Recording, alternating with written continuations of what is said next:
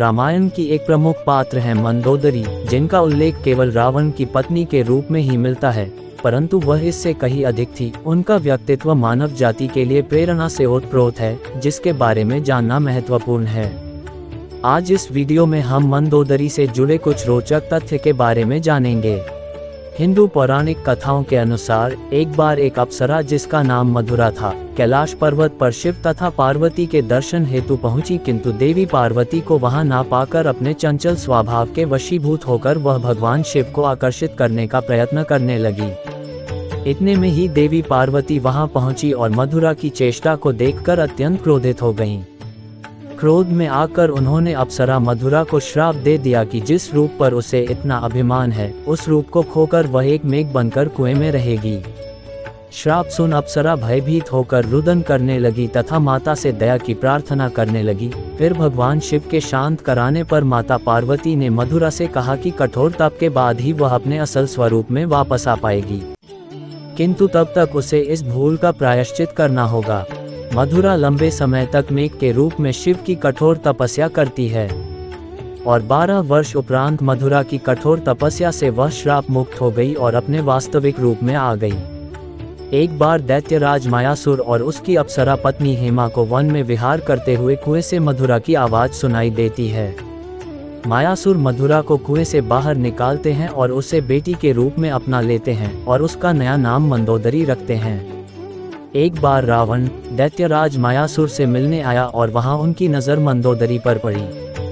मायासुर की अत्यंत सुंदर पुत्री को देखकर रावण उस पर मंत्रमुग्ध हो गया।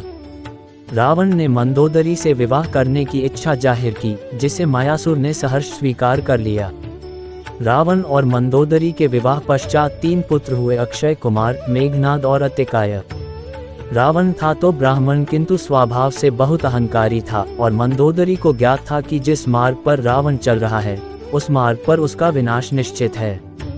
उसने बहुत कोशिश की ताकि रावण सही मार्ग पर चल पड़े। वह हमेशा ही उसे गलत कार्यों से रोकती थी, किंतु रावण उसकी कोई बात नहीं सुनता था। मंदोदरी एक पतिव्रता नारी थी। जब रावण सीता का अपहरण कर लाया था, तब भी मंदोदरी ने ही सबसे पहले उसका विरोध किया।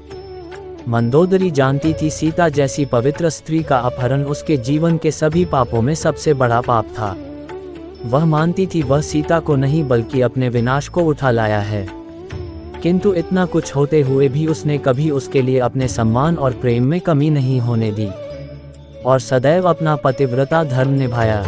युद्ध के समय भी वह उसे रोक लेना चाहती थी, क्योंकि उसे इस बात का आभास था कि रावण का अंत समय निकट है, किंतु फिर भी उसने अपना धर्म निभाते हुए उसे तिलक लगाकर विदा किया और विजय लौट आने की कामना की। स्वर्ण लंका की महारानी मंदोदरी रामायण का एक ऐसा पात्र है जिन्हें कभी उचित पहचान नहीं मिली।